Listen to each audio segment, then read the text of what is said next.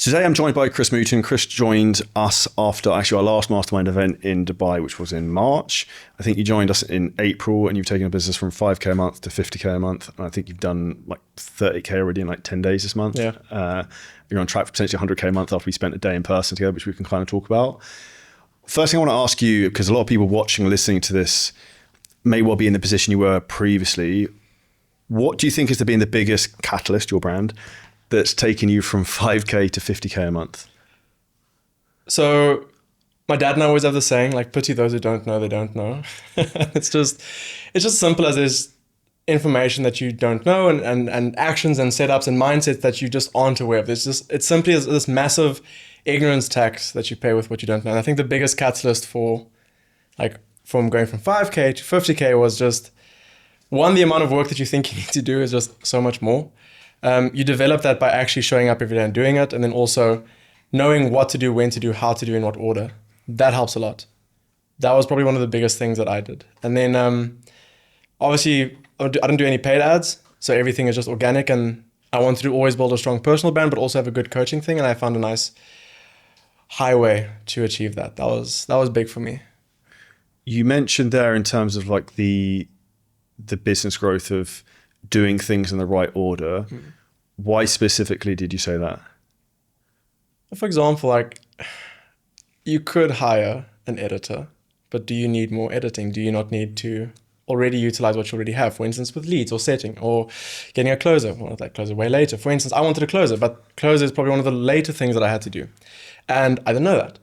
And then also, like, in what order do you have to change focus? Like, when do you go into more YouTube long form content? When is the right time to invest more time into that rather than utilizing the short form, like, hamster wheel? Like, yes, it's a hamster wheel, but it's easy to convert on that.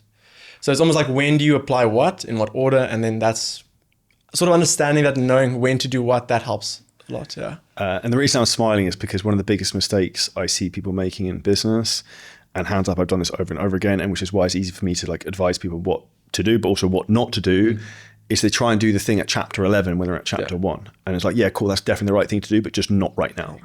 So like as I said to you about the paid ads things, like, you don't have a cold traffic problem. So like, you don't need to do that. And the amount of people who come to us and like, oh, I want to run loads of cold ads. I'm like, well, dude, like, we had a guy who started working with us who's crushing it. His name's Michael. He gets 90 million organic views a month across YouTube and Instagram. And he asked me in the call as well, oh, do you think I should run paid ads? Like, absolutely fucking not. Because like, you have no issue in terms of traffic. You just need to have the system and process to take that traffic and turn it into clients. Totally. Well, I mean, same with me. I think also I asked you that same question. We do 15 to 20 million accounts just on Instagram. And it's insane, actually. Like, you have all of these eyeballs, turn them into customers. Why do you want to get more? You can't handle the current ones, right? So, yeah. When you first started working with us, I remember as you signed up, you're like, this has to work. What was the worst case scenario you thought that what was going to happen? Because that's why most people's brain automatically goes to. Okay, so I was broke. I was broke as shit. I have a screenshot on it's so embarrassing to admit. I have a screenshot on my phone where I had $200 in my account, and that was rough. And shortly, getting with you guys, I already got burned with 2 other mentors prior. I think it was $8,000, and I can't remember what else I did. But anyways, it didn't work, right? The one gave me a good CRM, and the other one was just, hey, watch these hour-long clips. So 3rd time's the charm was kind of the mindset. Yeah, I was like, dude, this just has to fly. Otherwise, I don't know what, because I had nothing else, right? Like this, I have to make it work. I broke my spine. I couldn't attend university. I wasn't going back to university. I hated it. It gives me anxiety. I was never academically, I'm sure if I actually like pushed, I could do it. I didn't want to, right? I knew what I wanted to do. So it was just about, what do I need to do to get there? And yeah, when I came to you guys, it was the best month that I had prior to you guys was 8K a month. And then it was just slowly tapered off. Very much a luck-based thing at this point. Then when I came to you guys, it was 5K that I was earning. I was like, it just has to work. And then, yeah, it did. So I think there's not multiple things I know that have happened kind of in that process. And I think one of the ones for you would also be changing your perspective around money and pricing and also what you can charge. Because I also know a funny story is that I told you to go and try and charge 10K if you got someone who's a right client come through, who's like high level, who'd be bought in for it, and then you did, and it worked. Quick interjection into the podcast. I know a lot of people watching the podcast that haven't yet subscribed. I have one small favor, so help us get bigger and better guests to give you more value. It's hit the subscribe button. I appreciate it massively. Yeah, when we first started off, I was like, dude, there's no way that I can charge 2K for myself over 6 months. So then I started off with 1K with 3 months, and I got that going. Actually, it was first 900. And then it was 1K. And I was like, and funny enough, the first time when I ever started coaching, I was doing $150 a month, which is nuts. And then, so the mindset of money was huge for me. So essentially, now we're doing, the standard is 5K for me for 6 months, and then 2.5 with a coach, which is great because now the business has reached a point where I don't talk to the guys, I don't take the call to the guys, I don't coach the guys, and I meet them on a level that I want to meet them. I meet them on a one-to-one call, face-to-face, and I can build a connection with a client rather than just doing all the laborious work. And you almost have to prove to yourself that, one, you're capable of charging that price, two, that you are worth it. Very much a worth-based thing. And here's a little bit of a mindset shift for me. I'm this coach, right? And I'm expecting you to pay me $2,000 for 6 months.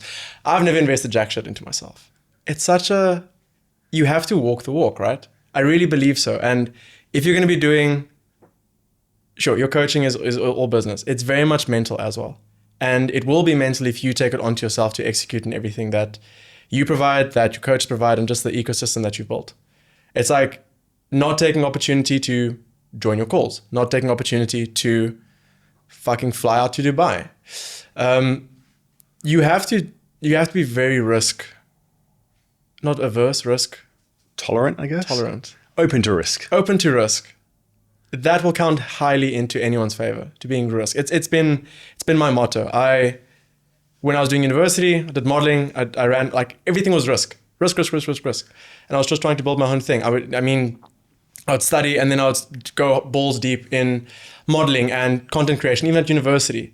When I broke my spine, you always just take these leaps that you do. I moved to Bali for a year, not knowing anything about the world. And I just knew this was the right time for me to go. So operating under risk, proving to yourself that you can do it, you need to build proof.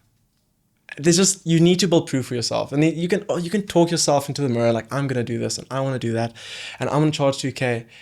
But if you don't believe it, it won't materialize. It'll never materialize. How much do you think that is a self-worth thing, and how has that changed for you? I sent a message to one of my close friends. I was sitting in the car and I bought my dream watch. And I was like, dude, I have such big dick energy right now. Like I am operating at such a high level. I just believe it. Whereas previously I didn't think I would have said that to myself or about myself to anyone. Like you can act, yeah, I'm the big dog, but like, fuck man, do you really like wake up?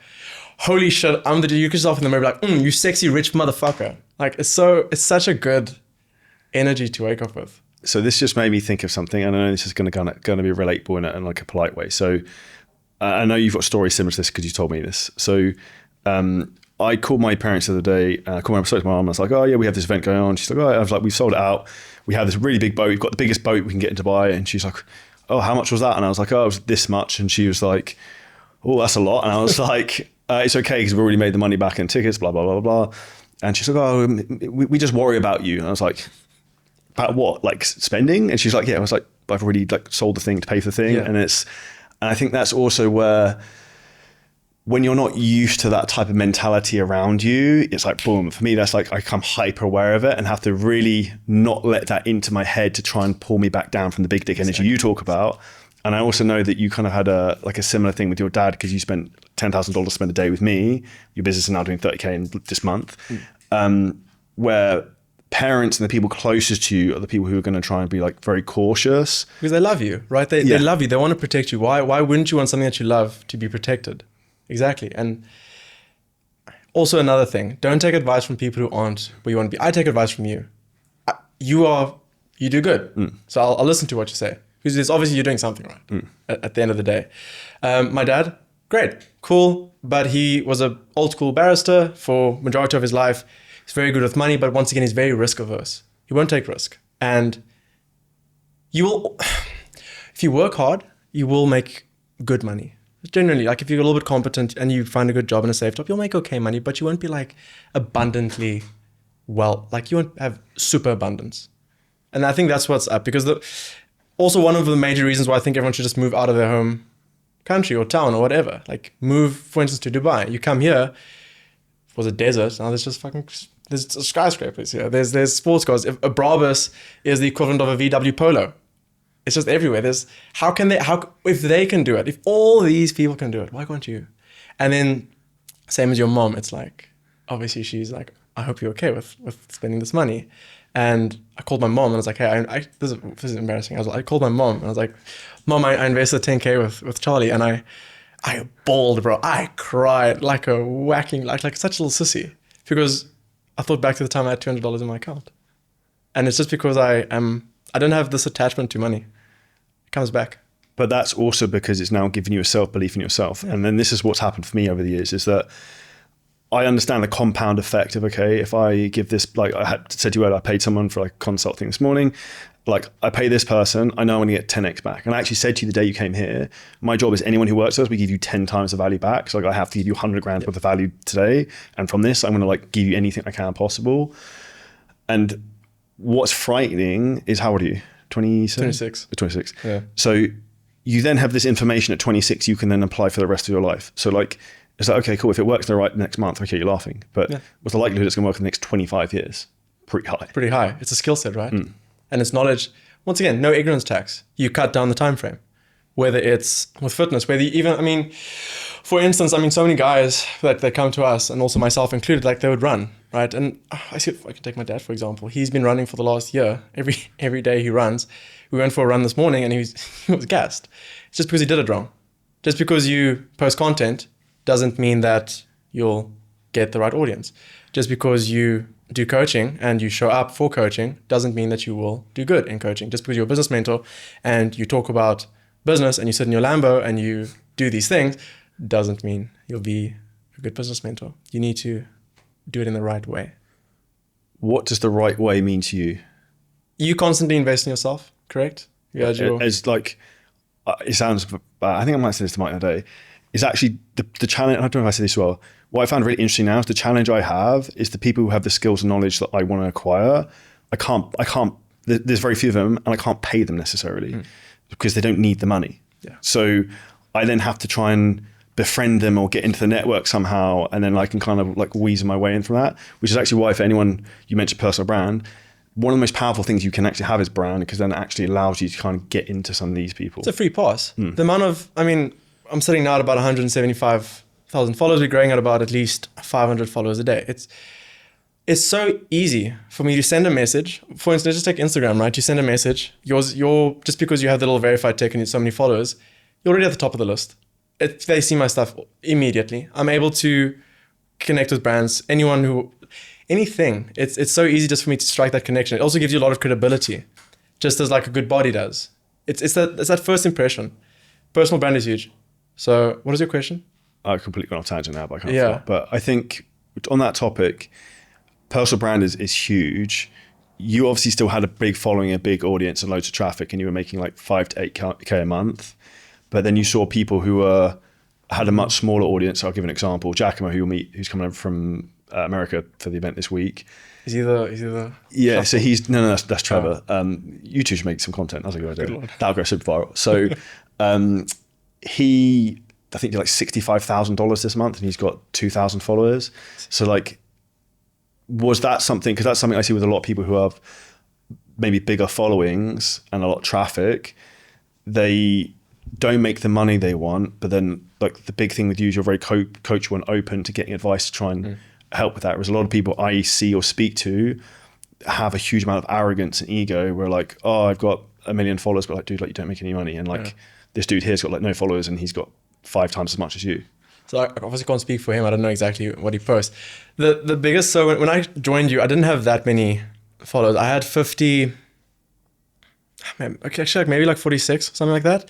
But content wasn't easy for me. I was actually losing, I was doing about break even on content. I was posting and I'd lose followers and I'd gain 25 and I'd lose 50 and I'd gain whatever. So it was always like this sort of up and down. And that was very anxiety driving because you're putting in this work, you're trying to be creative with these things and like nothing's really flying. first tip that I can give is like, if you're a coach, get in good shape. Shit, man. This is actually a wild story. So I was training with my top off. I'll get back to the personal branding. I was training with my top off in a gym, and I asked the PT, I was like, hey, is it cool if I just run? Because I don't like a sweaty t-shirt. Anyways, so there's this fat PT that pulls up like, hey, you're not allowed to train with a t-shirt. I'm like, yeah, okay, fair enough. I just asked the guy. He said it's cool. Walks away, comes back. I told you to train with your fucking shirt on. So he ends up absolutely flipping bricks. This is in South Africa? Yeah, totally flipping bricks.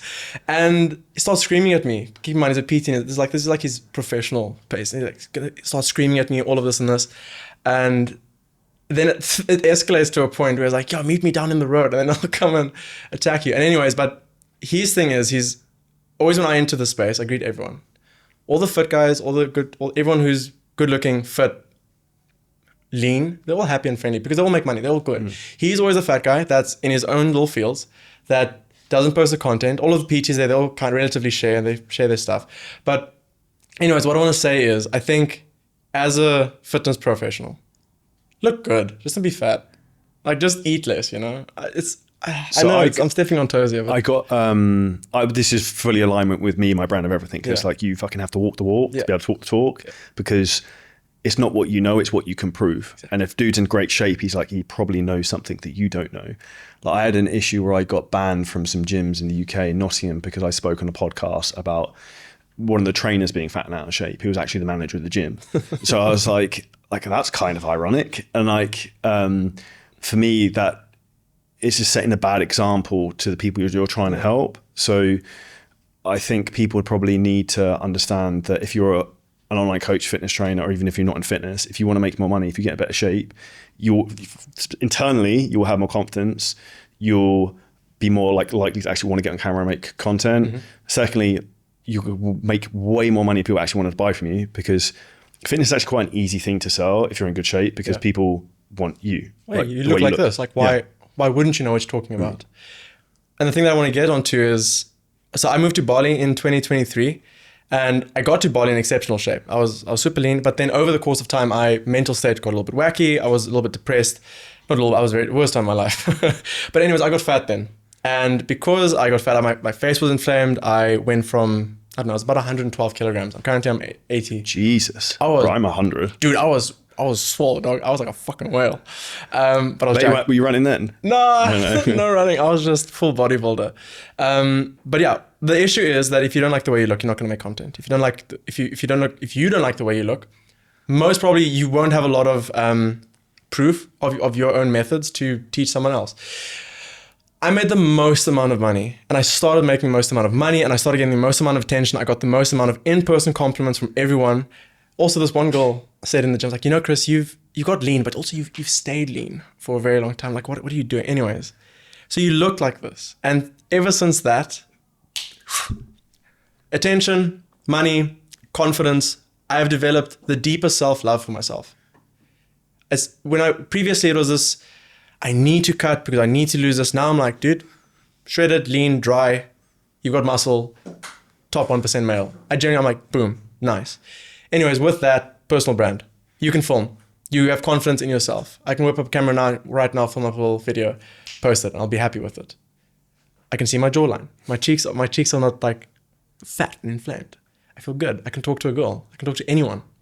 And I can feel on par. Quick introduction to the podcast. I want to make this specifically for you to help you achieve everything you want in life. So I have one small ask. Let me know what you actually want. If there's anything you want to see specifically on the podcast, drop it in the comments. If there's anything you specifically want to learn about in the podcast, drop it in the comments or message me on Instagram. Now back to the podcast. Why do you think so many people in the fitness industry even still struggle with that? And then what was, you can use the catalyst for you changing from being 112 kilo Chris? Because I know there's going to be people watching, listening to this who are like, they're trainers, they're coaches, and like they probably agree with all the messaging that you're saying, and I agree with as well, but they need that kind of spark to get them to change.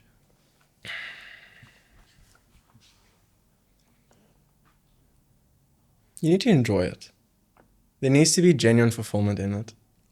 And I think here's a big thing. I think the biggest issue is with fitness guys is that they're PTs and they work in the gym that they train at as well.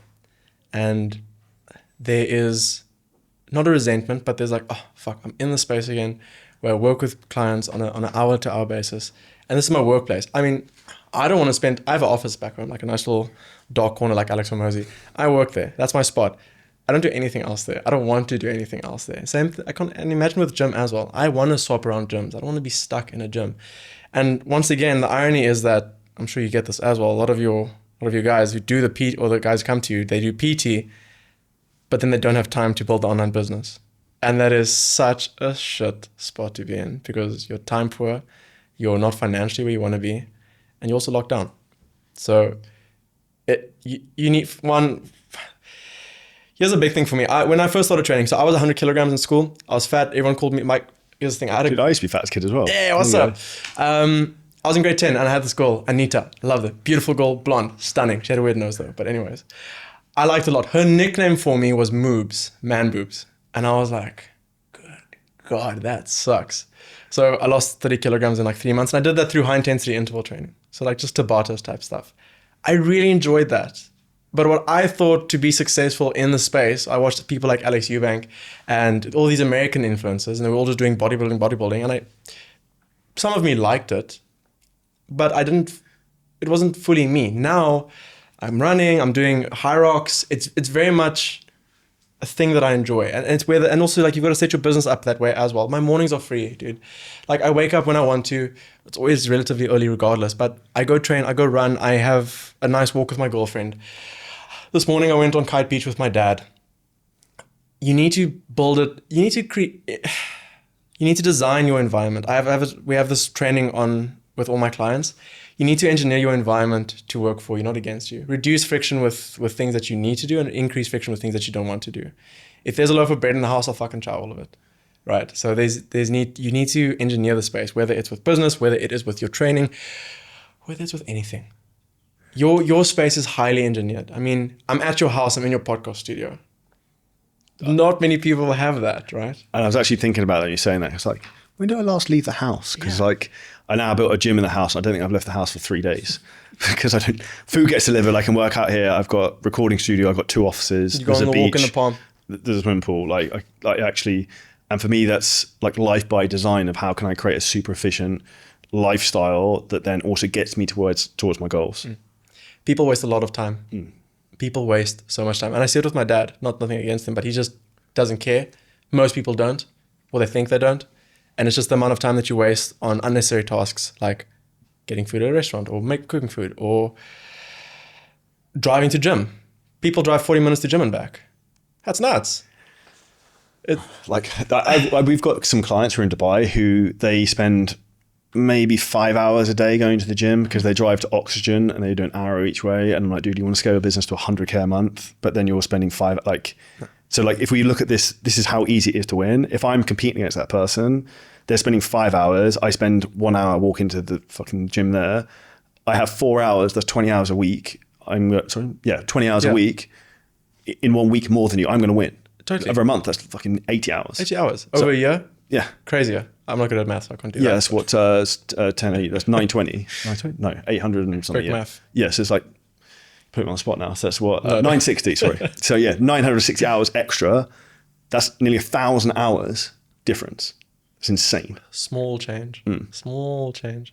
All of it is a fuck ton of small changes that make one big one.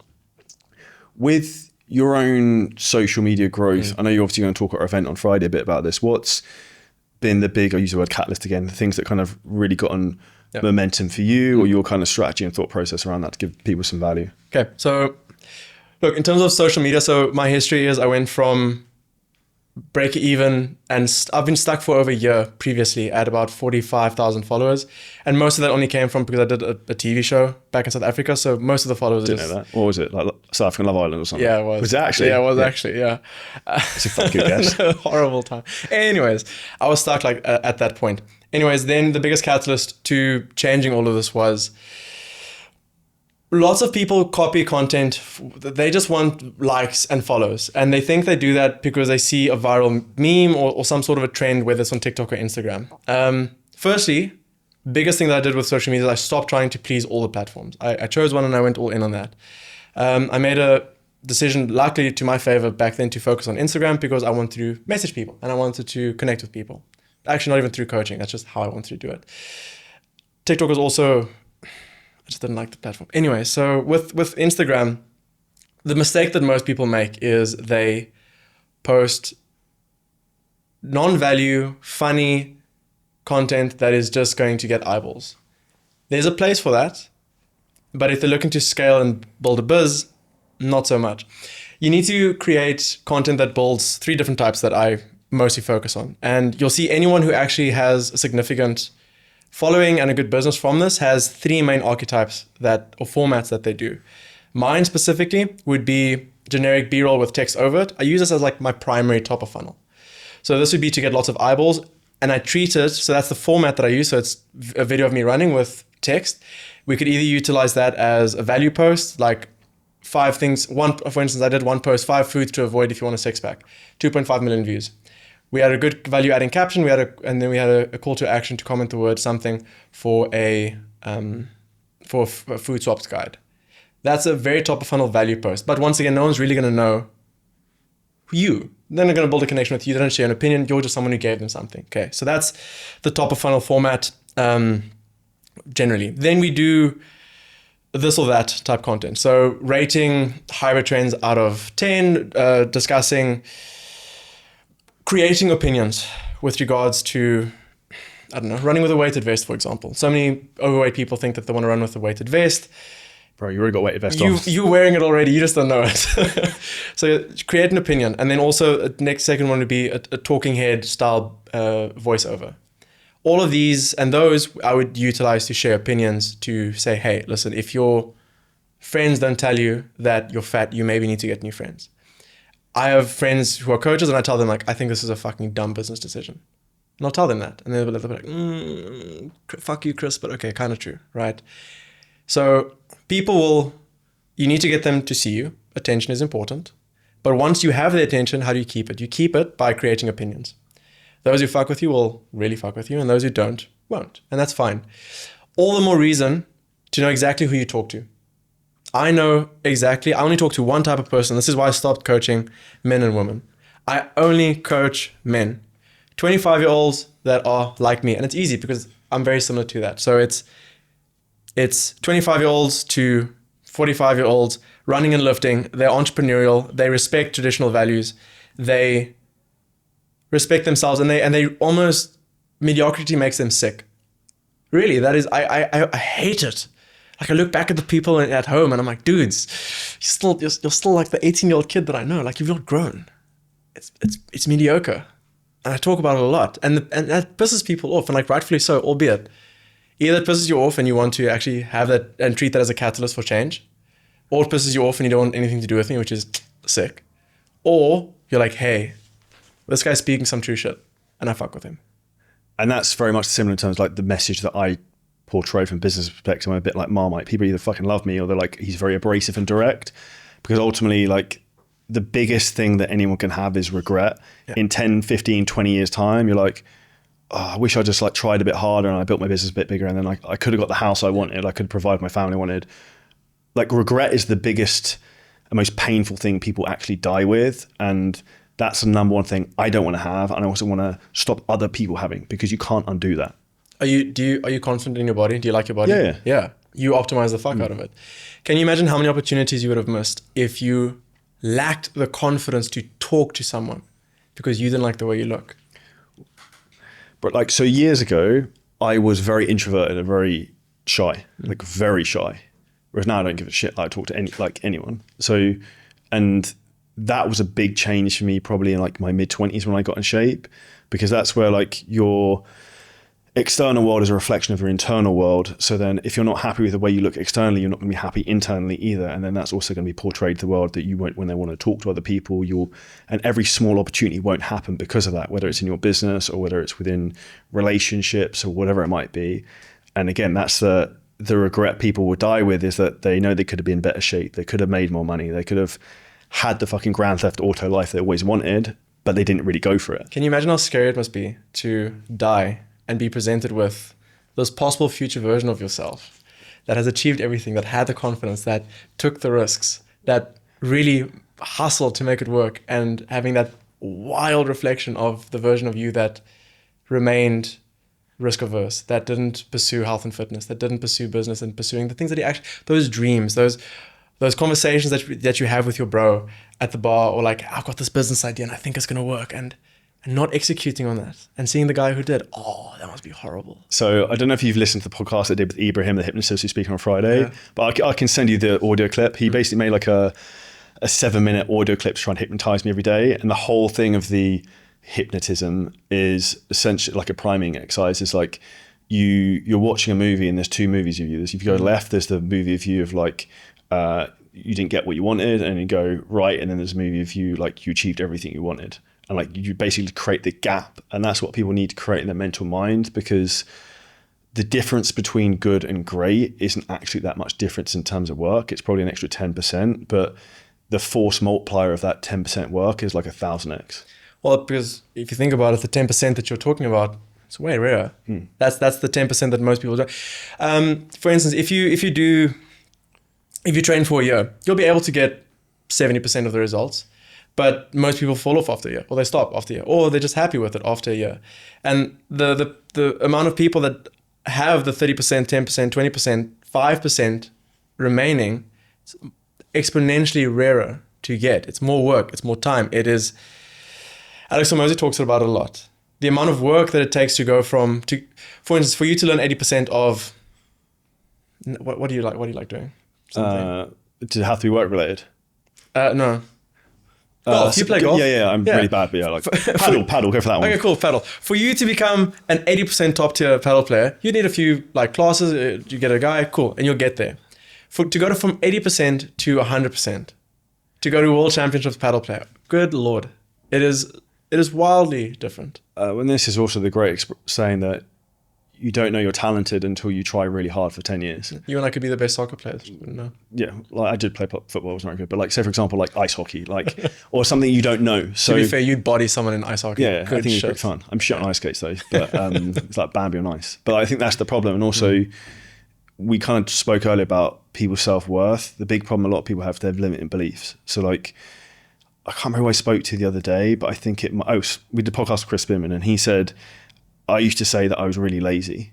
So that was a belief I had of myself, but I would never ever say that now, because my identity has changed in terms of now I work really fucking hard. I'll still have like a bit in my head being like, you're a pussy, like you could done more. But I've kind of learned that also there's a difference. There's one of the big things we try and teach people between being busy and being effective. Yeah. So the biggest thing, like I'm going to talk about on Friday, is like, I'm looking for things, mass leverage that I can do once, or I can pull this lever and it's just going to crank, rather than me like constantly having to grind myself. How do you say you develop that skill? Do you think it's a skill, or is the most valuable skill, and I would literally write this down and print it in your brain for anyone listening to this, the most valuable skill or trait you can have is pattern recognition. And that's why the most important thing for me when people come to work with us is getting people proof of concept. Because if I say to you, do X, Y, and it works, and like for like Black Friday and this stuff, right? You've made 15, 20K in the last 24, 48 hours. So like I'm reinforcing to you that the things I know are correct and will work. So therefore the pattern recognition is ingraining. But it's the same thing for you in terms of if you create a piece of content, you mentioned like B-roll, right? Yeah. So like you put a piece of B-roll content out, it slaps. Pattern recognition is you being able to learn, okay, like this is the thing that's working. And it's the same thing for me if I go into like our Facebook ads. I've got loads and loads of campaigns open. I'm looking for like what's working, what's not working. So okay, cool, I'm gonna make more of this type of creative. Like that's the number one superpower, because you're actually really looking for like what works. Okay, let's do more of that. What doesn't work, don't do that. But most people don't stop to actually look and think. Yeah, I think they just act on intuition rather than just taking a step back and what's the full picture? Right, let's look at the little details in the tree, let's go there. So yeah, okay, good point with pattern recognition. The second thing I actually say on this is a bit of a tangent, but is also emotional stability, because this was huge for me. Someone said to me the other day, like, oh, you're not very emotional, you don't really show much emotion. I'm like, the reason for that is that in business, and particularly like when you're a leader of people, you coach people, whatever, like the most important thing for you to understand is that like when you're winning, like in crushing, it's like, oh, okay, like cool, like be happy, but don't go like super end of the spectrum, because also if you do that when it's shit, you're going to go down the other end. Yeah. So like your goal is to keep yourself steady on a steady ship. I think it's an amplifier. 100%. It's totally an amplifier of what you do. Same as with money, right? If you're sad in your own little feels when you don't have money, you're going to probably be that as well when you have extra money. Or if you're like happier when you're not. I don't know, for instance, when I was like fatter, right? I was never really depressed. Like sadness wasn't really an emotion that I showed. Like I might have felt it, but I'd be like, okay, fucking shake it off, and we keep trying. Nothing's the end of the world, because so many people they get so sad, or they think it's the end of the world, or there's something that happened, but they bump their car and they're like, oh my god, it's all the end. 5 months later, they can't remember it. So is it really worth the energy that you've expended going through this whole thing when in 5 months you won't even remember it? And that's what I think about a lot of the time, is that will this matter in 5 weeks, 5 months, 5 years? And probably not. No. And also, people need to use what motivates them. So for me and for a lot of people, like pain is a very strong motivator. So like a lot of successful people are trying to run away from something rather than run to something. Because once you then have the things you want, you then be like, oh, I can't be after work anymore. Whereas a lot of people are constantly kind of chasing. And if you look, particularly like men who are listening to this, the way we are wired is to chase dopamine. Like that's literally like the way we are engineered, which is why we like, say for example, working out, we like make money, we like success because it's like quick dopamine hits. I want to share a perspective on this. I'm very sure that most men want status. What gives a man status? A good body, because no one can take that away from you. Financial stability, that gives you a lot of status, and also having a personal brand. I really think if you have those three, you would cover most of the bases. You would have an exceptional body that no one can tell you like, hey, you're a fat fuck. They can't hammer you with your body. Cool, so you're rock solid there. You got the finances, you can tell them to fuck off. If you don't need them. There's no reason why you need them. One of the best cases of this, I was at university, I was dirt broke, so I used to model for this supplement company for free. I just wanted to be I was so desperate to feel seen and to be associated with this brand that I thought was so cool. And I did that for free always. And then he ended up being a little bit of a nonce. And then he invited me for a shoot, for a paid shoot. And I still get so many people asking me for paid shoots that used to just treat me like utter shit. And like, I don't need you guys. I don't need you. I've developed all of this by myself. I have the body. I have got the money. What else? It's personal brand. So many people know of me. And it's not that it's like comes from this cocky, arrogant thing. It's just that you have so much full freedom to do and operate how you want. You as well. Like, I mean, if someone doesn't like you, you don't really care. Can I give you a fourth one? Give me. Skill set. So sure. One of the things you'll see, say for example, people get lucky in crypto, make a load of money, people who inherit a load of money, they have no self-worth in a lot of respects because they didn't really kind of do anything to get the thing and didn't really go through a process. It doesn't really give them any kind of positive vibe from that. And the second thing is they also know that if they really fucked up and they lost everything, they don't know how to get it back. Whereas like if I tanked it somehow, I'm like, okay, cool. Like I know how to run Facebook ads, I know how to do direct sales marketing. I can sell, I can make content. I can build AI shit. I can do anything. So it's like, okay, cool. We start again. You just pivot. Yeah. You just repeat the same loop again. Yeah. And I think that's the big thing people need to understand is that if you get the right mindset and learn the right skills, then, and you do that consistently, it's impossible. You won't get to where you want to be. True. You need to be relentless in the pursuit of self-improvement in all aspects of life. I think it's so whacked. I see so many people have these one-dimensional goals of just being rich. I'm like, oh, I mean, yeah, sure, if you just want to be rich, you could. Or I see these younger guys and they just want to have this good body. I'm like, okay, well, what about emotional stability? What about actually being a man who provides, who's able to be emotionally strong and intelligent, but also be compassionate with a partner? One-dimensional goals, I think, kill so many men because they have the one and then, okay, sweet, you've got it now. There's a little bit of a framework that I like teaching as well with lots of the guys. It's having input-orientated goals versus output-orientated goals. So in terms of an output, let's say six-pack, right? I just want the six-pack, and then what happens after that, right? Oh, you for instance, here's actually a funny thing. I ran a 172-kilometer ultra relay race. So that we did that in Cape Town maybe 6 weeks ago.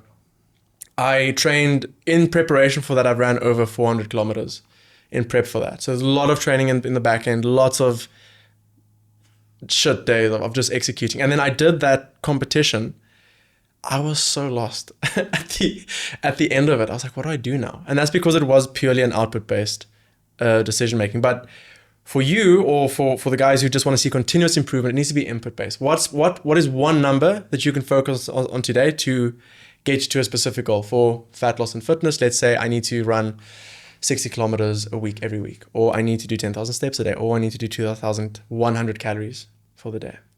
For you, for business guys and for coaches, I need to book 3 calls a day or 2 calls a day. I need to close 5 clients every single day. It's that one number that you focus on that you know will push improvement.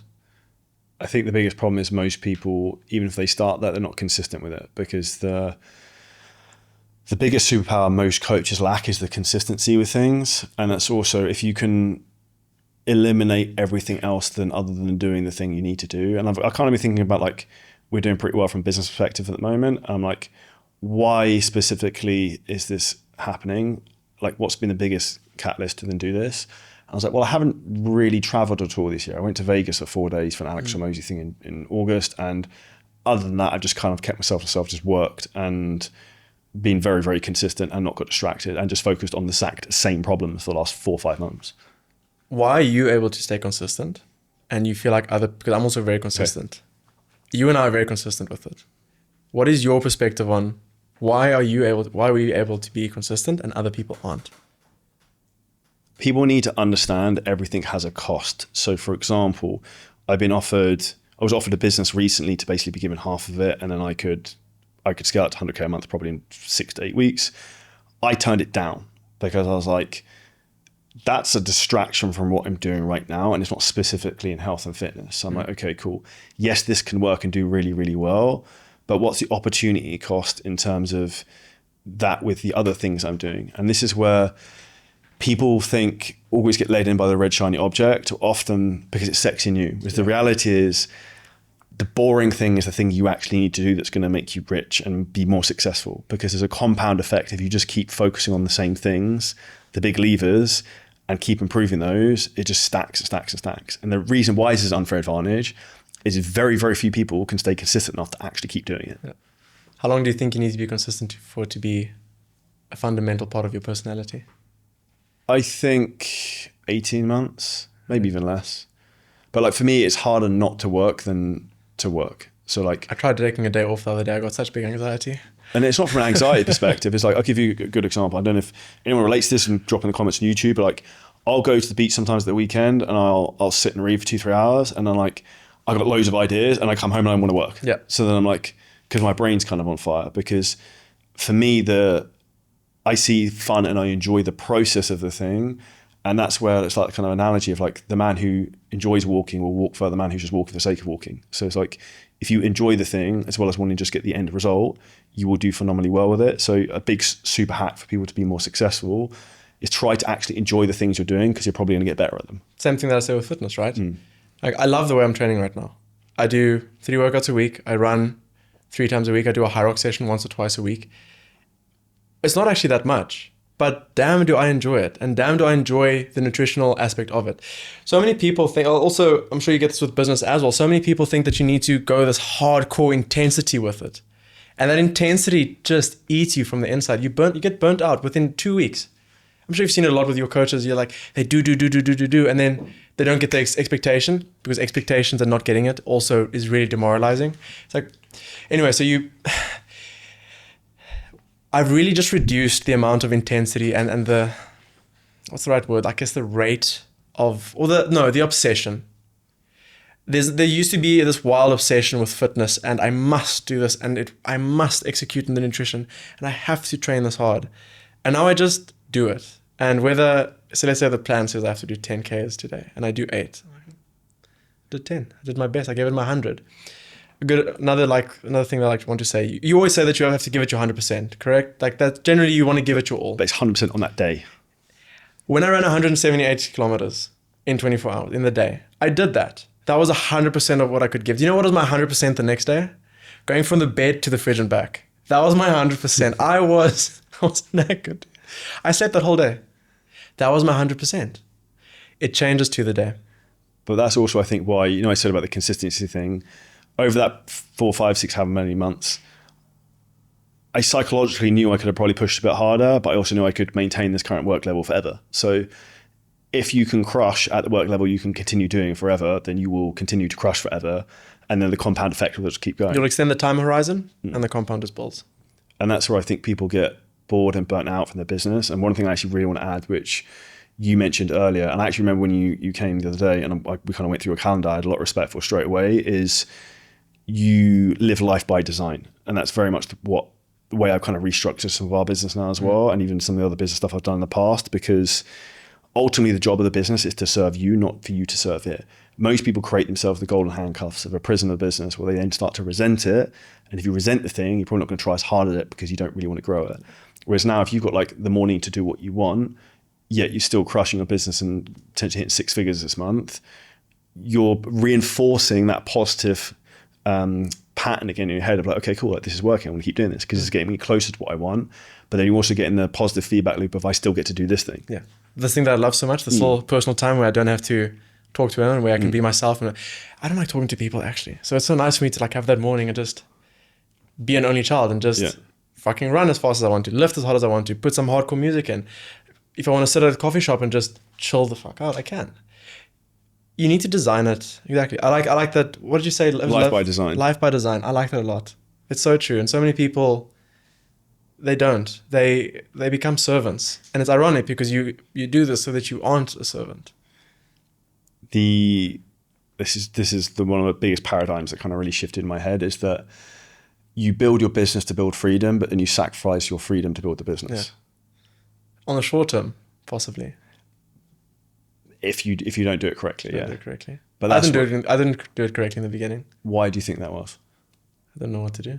And this is also Ignorance where tax. so that's also the point of like being busy or being effective. So like, and I'm all gun blazing action dude, just do everything. But now I've actually learned that, okay, we're better off being more like laser focused and intensity that way rather than like broad across everything. Do you know the ironic thing is, you probably know the one thing that you need to do. Right? You kind of know what it is, but you'll kind of distract yourself by being busy with other things. That's at least with me. I want to adjust the landing page, or I want to fix this or that. But meanwhile, I know I just need to have that difficult conversation with one of my team members. So even with that, if we look, I said about the leverage skill. Yeah. Okay, cool. I can fuck around and improve a landing page 1%, or I can try and get 10,000 more people to come through the top of the funnel by either spending more or improving the ad. So it's okay. Like most people are trying to fix a problem far down the chain that doesn't make a big difference, rather than the things at the top have the biggest knock-on effects. Yeah. I just thought about obviously you want to do things that have the biggest knock-on effect. So many people, myself included previously, was thinking make more content. I used to post 3 times a day. I got nothing from it. A lot of issues that most people get when they're trying to do the personal, when they're trying to be successful on social media, they have such a big ego. They think that the content that they're producing is this, it needs to be this exceptional thing, and they want to make it their way, and it needs to be this. The market doesn't give a shit what you think. And that's why I always say, I genuinely think social media is pretty damn easy. I could be, I'm maybe talking from a little bit of a high place here, but my framework for social media is find niche outliers. I have about 10 accounts that are very similar to myself. Fitness, maybe not even fitness, just male improvement. I've got 10 accounts that I reference mostly. I look at their best 10 videos and I'll replicate them in the same format with my own messaging. I promise you, if you just do that, and if you drop the ego of wanting to create this highly polished, super cool thing, I mean, obviously you've got amazing lights and camera set up here. You don't need that, man. It's ironic because we actually spoke about this in this call we had with this consultant guy this morning, that sometimes like the shittest film stuff that I just like kind of mess around on my iPhone does way better than the stuff that's like really heavily graphically. Do you know what my best ad is? The selfie video. Yeah, the one that I told you. Yeah. So you told me to film. That's just a random idea I had like one day, and I was like, I'm just gonna do this. I got my phone out, did it, and I was like, this is crushing. Charlie, you sent me that message. You showed me the video. A minute later, I filmed it. 2 minutes later, I edited it. Posted. I get like a call booked today from it. But that's down to 2 things. So one is having the right information to what thing you need to do, and then 2 is you actually execute on it quickly. The biggest thing most people do is you can give them the right thing to do, but then they procrastinate on it for a long period of time. So like the faster you can implement, it'll either work or it won't work. And if it doesn't work, you can then iterate and then try and improve it. That's what we do with all the clients, right? We try one approach to fitness, if it doesn't work, boom, we change. Off the back end of your day, I had about a 32 action list from that. I'm already down 14 from that. I've already done 14, and that's been in a few days. So execution is super fast. Like you need to, why be slow? What do you think out of that action list has been the most valuable so far? Probably one of the most obvious things, increasing the price. Yeah. Yeah, like I was closing at 70%. And I know and I read, if you get over 50%, or Alex Hormozi even said if you got 35%, double your price. And I did, not double, but I did in 5K, 10K yesterday. 5K yesterday, 10K the day before. Black Friday offers. But then 2 things happen. So one is when you charge more, you actually get better level of clients who actually have a higher level of adherence. They also have more respect for you. Because if you're paying someone a decent amount of money, like I have a guy who coaches me, Alex Kikel. So like, again, proof and concept of like, you want to be really fucking good at something, you find the best person to mold for it. What does he coach you in? Like fitness stuff. Gotcha. So like peptides, health, getting jacked, becoming a genius, living to like 1 million. So he's kind of like biohacking, like any kind of wild spectrum out there. So shout out to him. But like that's expensive. And also I'm like, okay, cool. So like I have to make sure I utilize this as much as possible. And then do the basic things I need to do. Because also why human beings need coaching, whether it's for fitness or business, is also accountability. Because when you're accountable to someone else, you also respect their opinion. The likelihood of you wanting to do it is high. So like you came here today being like, I've done 14, 15, because you probably want to be like, sick, look what I've done. And that's reinforcing that positive feedback loop. But you need the right accountability. Like if you've got your some girlfriends are great, like they're good accountability, but very often, for instance, even if I took people closest to me, like my dad, right? You can kind of keep me accountable, but also be like, oh, just take a rest. It's okay. So I'm like, no, dude, and my girlfriend as well. I'm like, no, you guys gotta push harder. They would want the best for you. And the best for you is the safest thing for you. Risk does not guarantee safety, but it does guarantee a really good shot of either it working or it doesn't, but it gets you one step closer.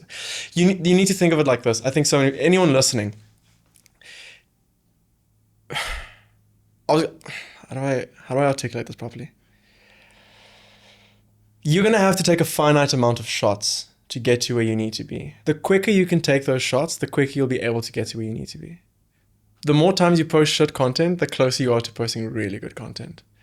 I mean, every week we get at least one video that pops off to at least 1 million plus. And it's, for what? It's easy. I just keep posting. And if it doesn't flop, don't have this high value towards it, drop the ego. So you need to take shots, you need to take risks. For you, I've done, before I joined you, I've had, let's say 2, but actually kind of 3 mentorships. So you're actually the 4th. First I signed up with a company that took a 30% revenue share, which is crazy. Then I signed up with a mentor who did not know what he was doing. Second mentor was it just didn't work for me. It just wasn't enough. And then boom, it worked. Same as with guys, you do a fitness coach and he gives you some whack PDF document and then that's it. That's not a coach, right? That's the wrong one. That was just boo-hoo, womp-womp, sorry for you. Move on to the next one. That's why I have a lot of respect for you, and I've always had the same attitude. You just got to keep swinging. Whereas a lot of people like, oh, I did it once, this isn't for me. I was like, okay, cool, dude. Like, then have the same situation for the next 30 years. But like other people have done this over and over again. So like if we have to justify to someone like why this is going to work, then this is not going to work for you. No. Because like I know it fucking works because I've done it. And also all these other people, like you've done it. Then the only reason it won't work is you. So. And that is accountability and a mirror that many people cannot accept. You are fat because of you, not because of your job, not because of your fridge, not because of your girlfriend. It's you. You are unfit because you are not doing the runs. You are not showing up for yourself. You are not confident because you've never given yourself a reason to be confident. You've not done anything worthwhile that you feel truly confident about. And it doesn't have to be my version of success or yours. It's theirs, their own thing that they're proud of. One of the best things that I've ever done, I did drama class for for Bro, 7. I fucking hate that school. Hey, it was tough, but I had to do it. Why? I physically put myself in an uncomfortable position. I wanted to talk to girls, Charlie. I wanted to be confident. I had no friends in school. I was like, dude, I need some balls, man. I'm the only child. The only person I talk to is my dad. Like, I need to get out there. What do? I go to drama class. Even when I was young, I was 15 years old. I still show up for this thing that makes me uncomfortable. I did drama for 7 years. I became confident. I could talk. I have no quarrels in speaking to anyone, whether it is, I'll talk to anyone. So there's one thing there. That was usually confident for me. And because of that confidence, I was like, okay, well now I'm going to go into fitness. Do you know how I started fitness, like actually training? My dad had a girlfriend and she did this boot camp thing every Tuesday, Wednesday, or Thursday or something like that on the field at one of the schools. I was the only teenager there. Everyone else were these moms and dads. I didn't have any issue with confidence, or like I didn't feel shy. I still showed up. I did that for maybe 2 months and I got into fitness. Hey, boom. Wow. Now we've done that. Then we go into my own thing. Once again, drop the ego. Don't allow insecurity or shyness to hold you back from something. I had a conversation with a guy who joined me yesterday. Was it yesterday? Yeah. And he said, I'm in the habit of doing something and then later down the line I'll break that promise to myself. And I was like, you're in the habit of breaking habits to yourself. And that was such a mindfuck to him, because so many people are. You're in the habit of saying you're going to post more content, then you don't. You're in the habit of saying you're going to go for this long run, and you never do it. That's also your word, reinforcing that behavior. And you need to change that. And change is fucking scary. Humans prefer their little safe space. And you need to put yourself out of that, always. Well, it's changing your belief system, I think, is the big thing with that. And I think that's the quickest way to destroy your own confidence, is when you can't keep the promises you make to yourself. With what you were saying in terms of looking for people to kind of learn from, whether in fitness or business, what are the key traits in terms of what you think people should look for? Have they done it? There's actually an interesting story for you. I didn't like you. I get that a lot. How many people have said this? Drop in the comments if you also don't like me, but you watch our content, because apparently happens a lot. I thought you were a total toss. Because I come across arrogant, or... Dude, I don't... Dude, I get this so much. I know. Funny. I watched your content. I was like, nah, man. Because at this point, I was kind of like a little bit hopeless. I was like, dude, I need someone to invest in. It was either you or Ashton Hall. Ashton, fucking... Happy I didn't do Ashton. And ice bucket. Yeah. And I watched you and I was like, I don't like this guy, but let me just see what he's on about. And I actually went to your mastermind and I saw you in person. I'm like, okay, a little bit better. Anyways, what is your question? What are the traits of people who you would look for? Cool. I wanted to say, do you like them? That's why I went on that tangent. When I say, do you like them? I mean, I did enough research with you, Charlie. Really, I did. I think I spoke to your team almost 4 years ago, 3.5 years ago. So I really scoped you out. Now, whether that's for my own detriment or not, because I obviously extended the time, doesn't matter. I really liked you when I met you at the mastermind. So I felt like there was some sort of relatability to that. Are you able to, is this person able to, and have they done what you want to do? And generally have done, not just rent the sports car or do the thing. So many fitness coaches, or business mentors, they don't have a proper fitness business. They just, I don't know, they just say they do it. I'm like, whatever. Does their style of education work for you? I say this because I've been with 3 other people. And I'm sure there's some people that have seen success. I didn't. But that's also because I have a different style of connection, of really, at the end of the day, it is connection. Like, I'm sure the information is there, and information, you can get that most places, but it's about that connection of actually wanting to follow through. You assigned me with a very good coach when I initially joined, and he was personal. It was a genuine connection that was built. And because of that, I think this worked out really well. I think, I'll ask you a question. Do you think I've done the thing myself? Have you done it yourself? Yeah, fuck yeah. So, and this is also where it's like proof over promises. And I get people like comment all the time on my Facebook ads, being like, "Oh, I rented Ferraris." Like, bro, like I can fucking show you the registration card if you want. Like, and also, you don't care about those comments because you've done it. Yeah. You've got the proof. Which is why I think it's not what you know, it's what you can prove as well. So it's like, again, it's one of those things of like, the reason I built a massive fucking like gym in my house because I fucking love working out. So clearly he likes fitness stuff, like also kind of jacked into fitness stuff. Yeah. Like, I think that's where people, the way I really think about who I also learn from is, do I want to have the lifestyle that person has? Do I want to have the similar values that person has? Because that's really the big thing you're also learning, is their thought process and the way they think. So for me, the big things I've always wanted are time freedom, location freedom, financial freedom, basically do what the fuck I want, when I want, with whoever I want. And maybe that's why my ocean personality test has a 0 on agreeableness, but it's basically just have pure freedom.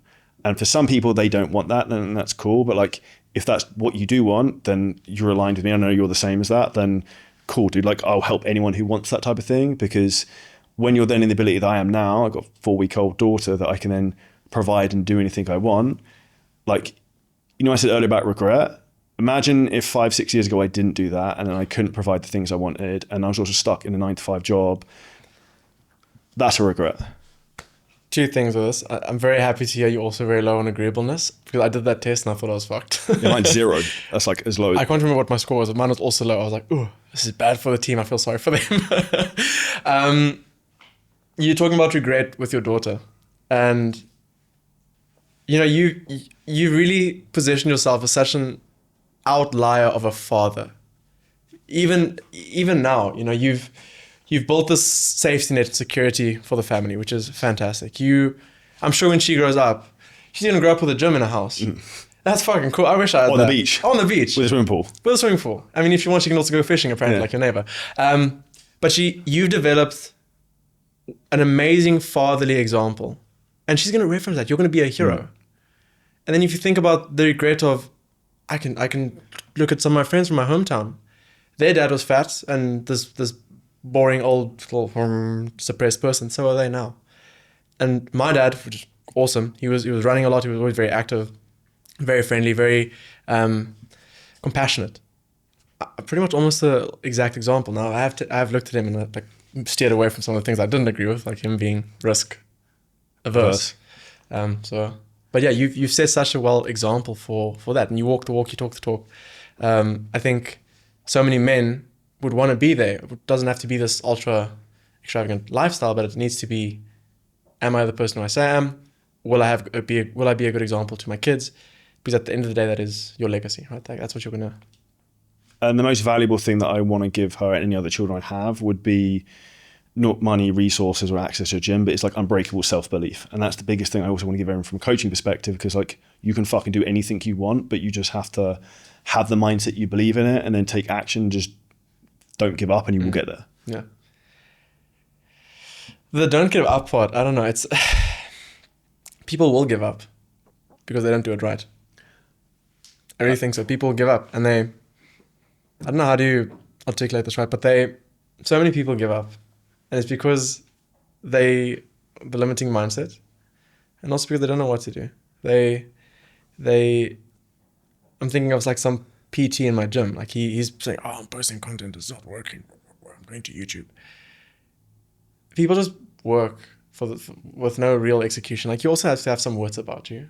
Like, have a look what's working outside. Replicate. I copy all your stuff. Like, even if you don't tell me to, like, I go on your funnels, I'm like, okay, well, let's scour. You need to be resourceful. Even if you don't have the money to get someone like you, or you don't have the resources or the, I don't know, anything to get a personal brand or to build up with fitness, you need to at least be resourceful. I don't know, I feel like people are so lazy. And that's just where it's competence, and that's where most people don't have it. I know straight away whether someone will be successful or whether they won't be successful, like 9 out of 10 times. And I think that is very much in terms of the way people also conduct themselves and also the way they think. So if people have limiting beliefs, like I mentioned to you earlier about, your guarantee is not very good. Like, dude, doesn't mean when you fucking guaranteed you're actually going to do what we tell you to do. So like, it kind of makes no difference. You can't guarantee anything in life. No. We had someone actually wanted us to guarantee in a written contract that we could 8x their return on ad spend. I was like, that's like saying to me, I can guarantee you buy this meme coin that's going to fucking 8x. It's like, dude, that's impossible. So like, because there's other people involved, not just us. And I think that's where people like that, we kind of turn away because we know they'll be problematic. And also from a business perspective, as mentioned, like living a life by design where you're not getting headaches, is you then get to work with the right people who want to learn. The people who ask for testimonials, or like, you need to think about it, because they've most probably seen some of your stuff. I had a guy who wanted to join my side, and we've got all these testimonials about guys who've taken their half marathon time from 2 hours to 1 hour 30 within 6 weeks, which is insane. People spend years doing that. We've got guys who lose 10 kilograms in 8 weeks. We've got 40-year-olds boosting 4 times their testosterone from 150 to 600, 700. They've got all those testimonials. And it's like, hey, can you send me some more? At the end, and then you can tend to understand that these people, they want external, not validation, external. It's like approval almost. Almost approval. External approval from you or them or some other person that's done it. It needs to come from inside, because you can obviously see that these people have done it. You need to believe in yourself. Will you have the ability to work hard, to make it work, to be resourceful, to be competent, to execute on the instructions that you're given and the resources that you're given? It's almost sort of sidelining the accountability from themselves. It's like deviating from it. And you need to just pull them back and be like, look, it's you. And it's always been you. It will always be you. It's funny. So, I mentioned, I'm going to finish on this. I mentioned earlier about the emotion thing. Also, as a man, the biggest reason why you can't show emotion all the time is because you have to take extreme ownership. Like if shit hits the fan and I got loads of problems, I don't really, like, my parents aren't bailing me out. I'm not going to go to them to try and help me. Like I kind of going to figure this thing out myself. Obviously I've got people I can kind of advise, but the most important thing is you backing yourself and taking ownership of every problem, whether it's your fault or not. It's still your problem to deal with, and then you will figure it out. You have to be accountable to yourself. Like it's your life, it's your things. You need to step up for it. Like it's your reason why I had $200 in my bank account. It was my reason why I was 110 kg fat in Bali. But it's also your reason now you have a lot more in your bank account than that. Yeah. Because you decided to make a change and took a risk. Yeah, but it starts with you, and it will always start with you, never someone else. I think it's a good place to finish up. If everyone go check out Chris's Instagram, some great content there. Don't plagiarize his stuff too much. Thank you for your time today. If you guys took a ton of value from that, make sure you hit the subscribe button, comment below any other questions. If you want help in terms of scaling your business, there's also information below in terms of how you can find out working with us, and check out the other podcasts on screen right now.